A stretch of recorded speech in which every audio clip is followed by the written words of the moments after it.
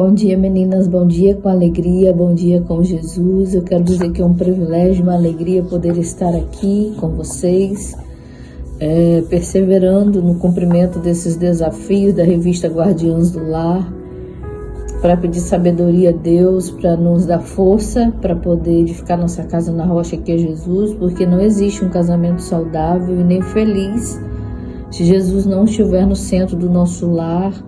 Se Ele não estiver em primeiro lugar, eu desafio vocês a começar o dia com Deus. Eu já comecei meu dia com Deus. Eu tenho uma almofada de oração do lado da minha cama e quando eu acordo eu já caio de joelho nela e falo com Deus.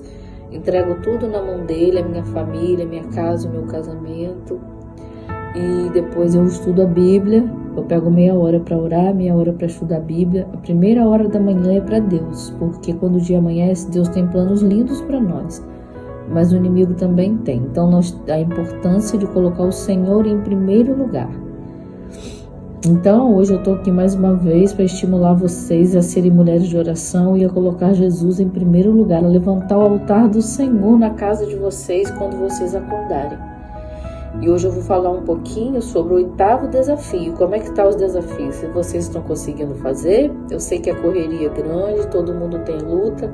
Para mim também não é fácil vir aqui gravar esse vídeo e falar um pouquinho sobre os desafios e cumpri-los, mas não é impossível, é importante, é necessário para o nosso relacionamento, para o nosso casamento. E hoje eu vou ler um pouquinho sobre o 8º desafio. E aqui diz assim, olha: o ímpio com a boca destrói o próximo, porque as palavras elas têm poder de destruir ou de construir. Mas os justos eles serão libertados pelo conhecimento. Está lá no livro de Provérbios 11 e 9. Quem quiser conferir. Inclusive, meninas, eu gostaria de lembrar aqui que o livro de Provérbios ele tem conselho para tudo. É importante que vocês tirem um tempinho para estudar o livro de Provérbios, tá? Toda a Bíblia ela tem conhecimento e sabedoria de Deus para nós. Ela tem instrução para o nosso bem, porque Deus é muito sábio. Mas o livro de Provérbios eles têm conselhos para tudo, tá? Quem puder depois lê. Vou continuar aqui. Eu gosto muito de ler o livro de Provérbios. Há conselhos muito sábios lá para todos nós. Ali o sábio Salomão fala várias vezes sobre o poder das palavras. Você e eu sabemos como as palavras podem ferir muito mais do que pancadas físicas. Quantas famílias destruídas, filhos feridos e quantas esposas desrespeitadas pelos esposos descontentes por causa das palavras feridas que machucam. Muitos maridos têm falado palavras rudes às suas esposas.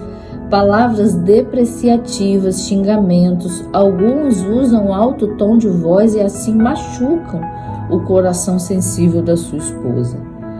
Tenho encontrado muitas mulheres destruídas e infelizes por não conseguirem tirar da cabeça algo ruim que ouviram de quem deveria amar incondicionalmente. Eu não sei se esse é o seu caso.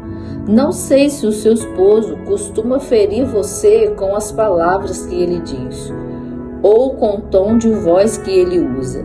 Se você passa por isso, precisa pedir muita sabedoria ao Senhor Jesus para reagir da maneira correta. Mas entenda que você é a menina dos olhos de Deus. Você é uma princesa do Senhor. Cristo deu a vida por você e Ele a valoriza muito mais do que você possa imaginar. Converse com o Senhor a respeito do que se passa na sua vida e será sempre a melhor opção. Peça a orientação a Ele e confie. Hoje a nossa oração será para que Deus mostre para o seu esposo que as palavras dele têm poder.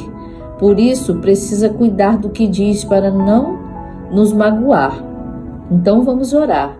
Senhor, que o nosso esposo compreenda o poder que as palavras que eles falam exercem sobre a nossa vida.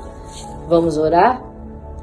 Santíssimo e querido Deus e Paizinho eterno, obrigado, Jesus, porque o Senhor nos colocou aqui Nos deu sabedoria e força e a perseverança de poder conhecer a revista Guardiãs do Lar e poder participar dos projetos dessa revista que nasceram no coração do Senhor, Pai.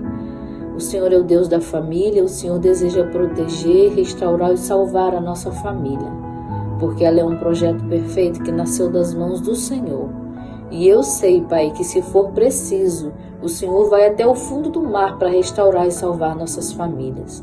Porque o Senhor diz na Tua palavra que o casamento é na alegria e na tristeza, na saúde e na doença, e é até que a morte nos separe, Pai.